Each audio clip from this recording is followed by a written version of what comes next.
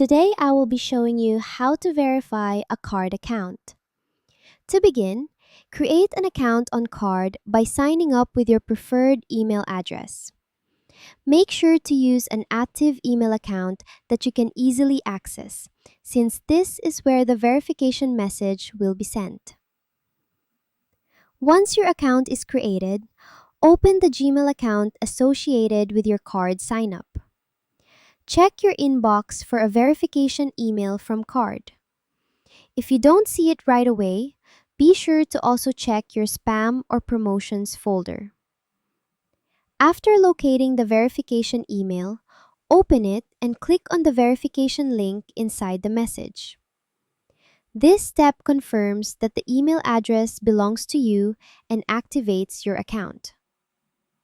When the verification is successful, your card account will be fully verified and ready to use. And that's how you verify a card account.